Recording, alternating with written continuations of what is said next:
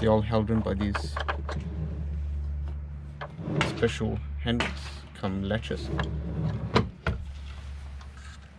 so that it doesn't open when you're driving. That's your heater controller. So now we'll go quickly in the bathroom and then we'll go back to the lounge. So this is what the bathroom looks like. It's got one of the cassette toilets, little tiny sink, and your shower head at the top there. It's got a little vent. It's quite a nice size.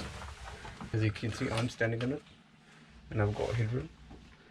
So if you're a 6-footer, you might have to duck, but for most average people it should be more than adequate. You have quite a bit of space.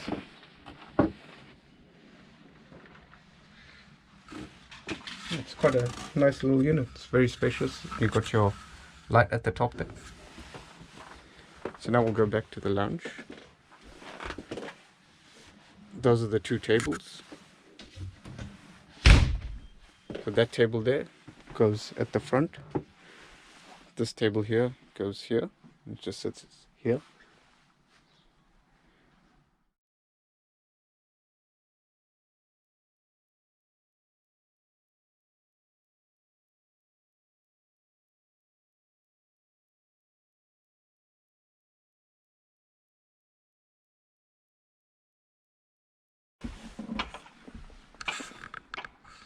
That's your TV and your microwave you have over there.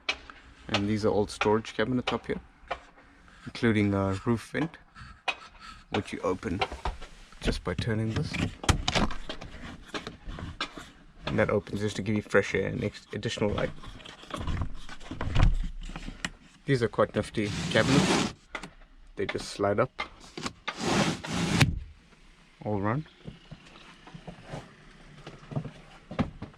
And this U lounge turns into a bed. So those two tables you see there go here and here, and there's an additional plank under that third bed that comes here to form the full bed. Plus you have storage at the back there.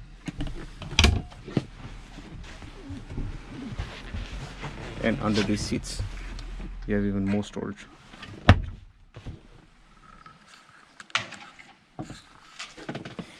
Your little wardrobe space over here, just under the microwave, and above it as well. So now we come to the control center of the camper.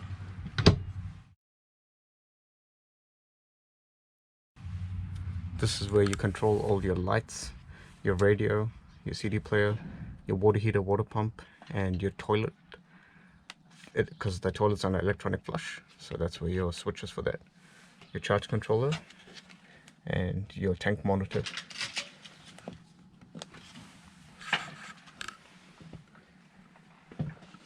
And on this side we've got the extractor fan and just lights here at the top here, so that just vents all the cooking fumes and any smells out to the outside. Keeps your camper nice and clean during cold seasons when you have to close all your doors and you don't have much ventilation. That's perfect. And we've got all these nice little reading lights here.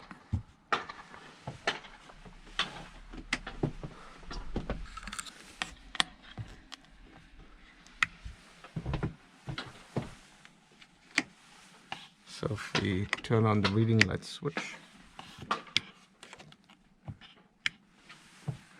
that's what they look like. And we'll briefly go outside and I'll just show you what the gas bottle looks like and just in general what the outside looks like. One thing before we do go outside, I have to mention that these Mercedes are amazing to drive. They drive like a sports car. They almost give you that kind of a feel. It's just such a pleasure to drive these new 2020 Mercedes Sprinters. Even the previous generation Sprinters were just on another league. They're amazing to drive. Well, when you drive one, you'll know what I mean. So at the front here, you've got plenty of cup holders on this new model. They're up the top there and there. And like I said, it's got all the new features and everything.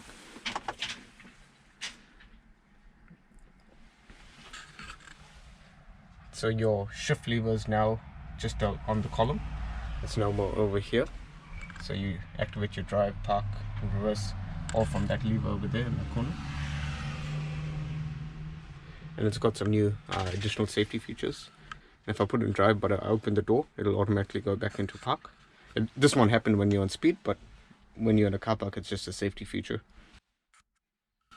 As long as the vehicle is not moving anywhere, as long as it's doing zero kilometers. And to stop, to put off the ignition, just push the button. This is just additional storage here above the third seat. So on the outside at the back now, I can show you this nifty little feature. So under here,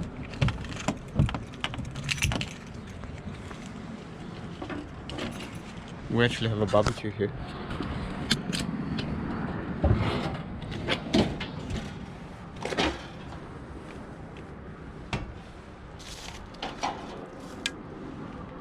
So that's a little grill, and that's your barbecue here.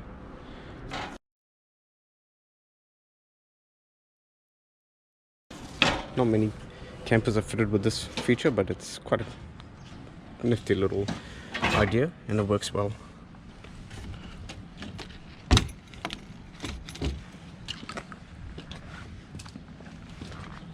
Coming onto the back now, you can see we've got the twin bike rack. This is your gas heater for your hot water heating in the house area, and this is where your gas bottle is located.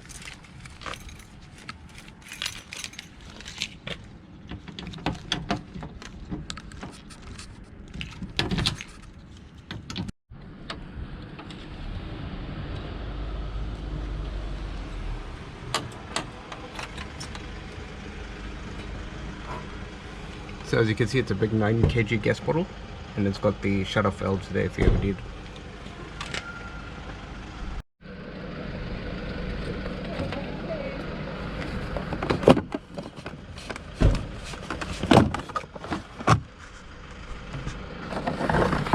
That's just your cassette holder. Coming around to the back, when you open the door, this is the extra storage you get here at the back.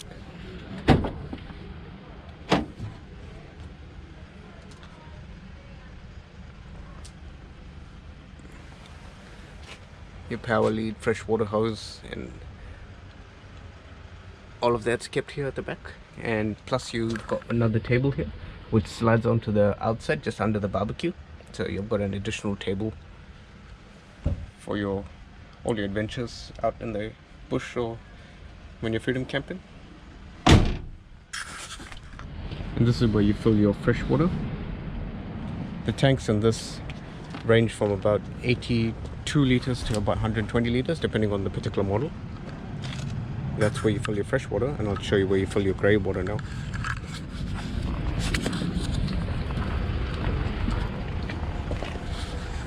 So that's where the wastewater is drained from there.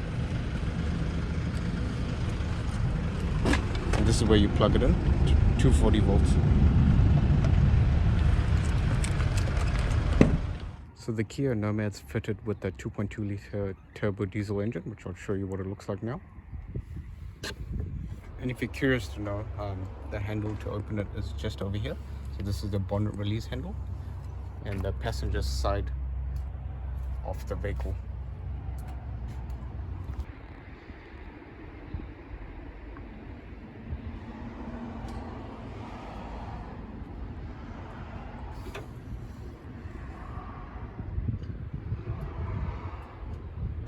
So as you can see, this particular model has got a twin turbo setup.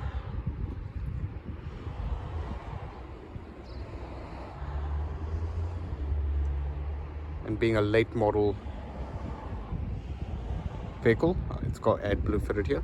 You can watch my other video in the description if you want to know how to fill AdBlue in your late model Mercedes Sprinters. So I hope you enjoyed this video and this quick tour of the Kea Nomad. Stay tuned for more camper reviews and various other interesting videos to come in the near future. Thanks for watching, everyone. See ya.